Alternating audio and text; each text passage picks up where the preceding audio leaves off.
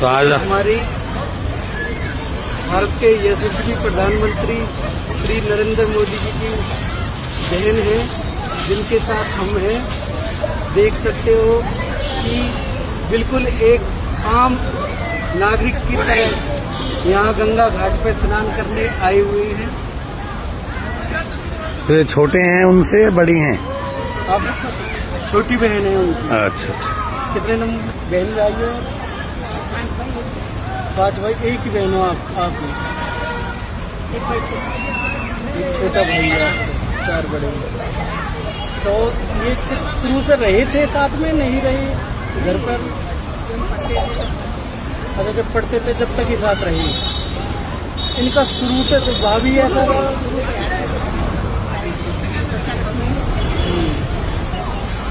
इतने महान आदमी सच में आपके भाई हैं, ये कितनी बड़ी बात है। एक छोटा सा अगर कोई एमएलए एमपी बन जाता है, उसके परिवार के लोगों को इतना प्रोटोकॉल और इतना मिल जाता है, और यहाँ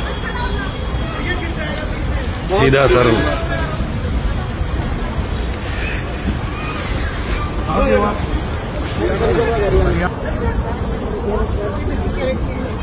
अच्छा,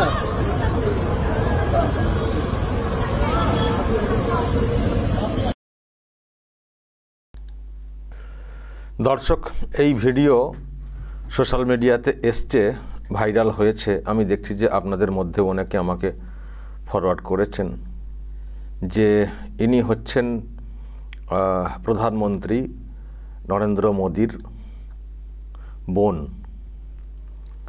তো উনি স্নান করতে এসছেন ঘাটে একেবারে সাধারণ একজন মহিলা হিসেবে।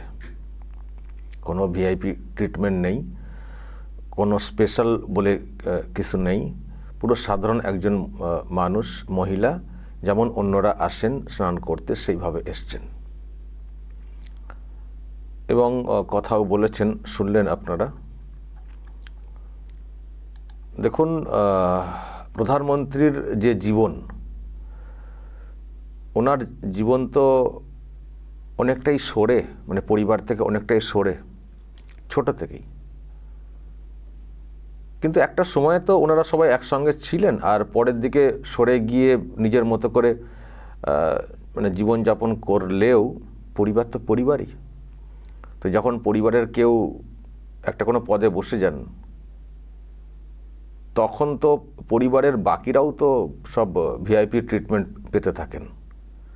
আর ইনি যখন একজন মানে প্রধানমন্ত্রী দেশের, ফলে ওনার পরিবারের মানে 7 কুলের লোকেরা তো মোটামুটি আমি মোদির পরিবারের বলে মানে অ্যাডভান্টেজ নেবেন, তাই না? নেওয়ার কথা, তাই তো। কিন্তু দর্শক দেখুন যে ভিডিও, আমি দর্শক সত্যি মানে ব্যক্তিগতভাবে চিনি না ওনার বোন বা এদের, কিন্তু সোশ্যাল মিডিয়াতে এটা বলা হচ্ছে, যারা চেনেন তারা চিনতে পারবেন। কিন্তু সোশ্যাল মিডিয়াতে এসছে মানে নিশ্চয়ই একেবারে ভাঁওতাবাজি বিষয়টা না। যখন এসছে ভিডিও আকারে এসছে এবং উনি তো নিজেও বলছেন, নিশ্চয়ই পরিবারের হবে। তো আমি জানি না আপনারা কে কী ভাবছেন। আমি দেখছি, ভাবছি, আর শুধু আমি এই বাংলার লোকজনদের কথা ভাবছি, মানে নেতা নেত্রীদের কথা ভাবছি। বিশেষ করে কলকাতায় কালীঘাট চত্বরের বিষয়টা ভাবছি। মানে এখানে নেতা নেত্রী, মানে নেত্রী একজন হন বা নেতা একজন হন, বাকি মানে তার পরিবারের সকলেই একটা আলাদা ট্রিটমেন্ট। আপনারা দেখেছেন কালীঘাটে কি অবস্থা, কালীঘাটে কি অবস্থা। এমন সব সিকিউরিটি করে দেওয়া হয়েছে যে রাস্তা জনগণ হাঁটতে পারছেন না, যাতায়াত করতে পারছেন না। কেন? VIP treatment. সব পরিবার, বিরাট ব্যাপার। আর সব তো গুছিয়েও নিয়েছেন, প্লটের পর প্লট একই পরিবারের। আমি শুধু তফাৎটা ভাবছি দর্শক এটা দেখে, যে কোথাও প্রধানমন্ত্রী, তার বোন, তার পরিবারের, তাদের মধ্যে কোনো ভিআইপি ট্রিটমেন্ট নেই, নিজের মধ্যে কোনো সেই ইচ্ছাও নেই। একেবারে সাধারণভাবে এক জায়গায় গিয়ে বসে রয়েছেন, স্নান করেছেন, চলে এসছেন। অথচ অন্য সাধারণ সামান্য পদে কেউ থাকলে তাদের কি হাল হয়, তাদের পরিবারের লোকেরা কি করেন। এটাই হয়তো তফাৎ। আপনারা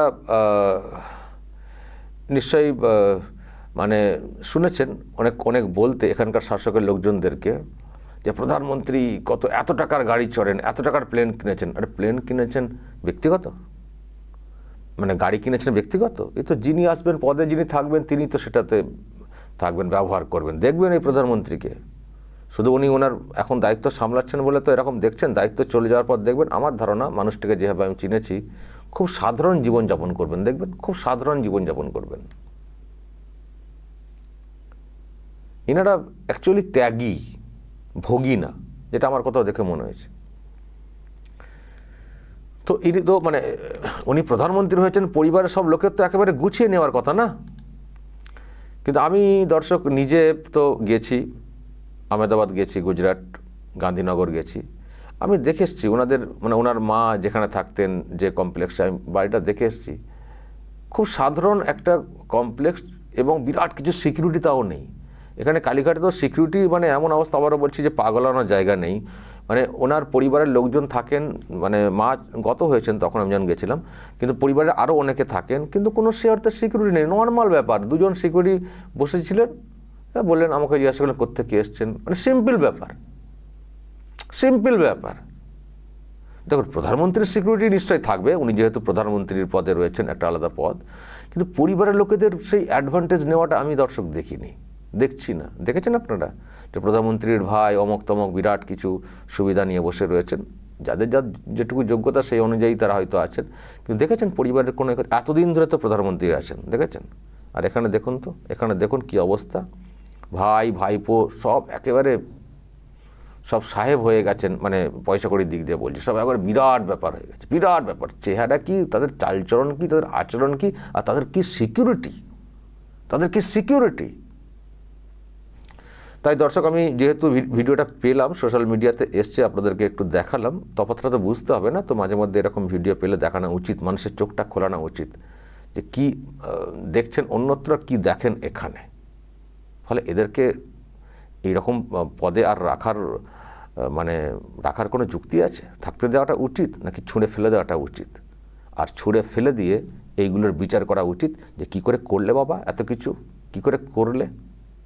আর সব সিকিউরিটি হাঁটাও, সাধারণ মানুষকে রাস্তা দিয়ে হাঁটতে দাও, সাধারণ মানুষকে রাস্তা দিয়ে হাঁটতে দাও।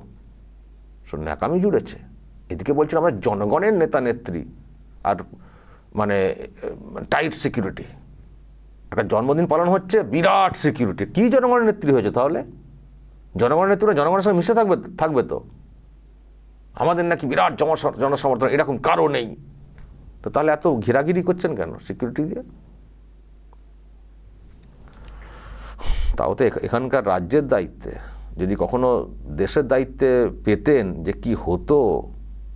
মানে কালীঘাটটা শুধু আমরা ওই প্লটটা, ওই এলাকাটা ভাবি যে সব হয়ে গেছে প্লট, মানে যদি দেশের দায়িত্বে চলে আসতেন তাহলে কি দাঁড়াতো বিষয়টা, পুরো কলকাতার একটা দক্ষিণ কলকাতার অংশটা, সেটা আমি শুধু ভাবছি দর্শক এখন থেকে। দর্শক বলবেন এই যে ভিডিও সামনে এসছে, যদি আপনারা আগে দেখে থাকেন এবং যদি চিনে থাকেন সত্যিই মানে ব্যাপারটা কিনা, বলবেন আপনারা যা বলার, এবং তফাৎটাও আপনারা বলবেন কমেন্ট বক্সে। নজর রাখবেন আরামবাগ টিভিতে।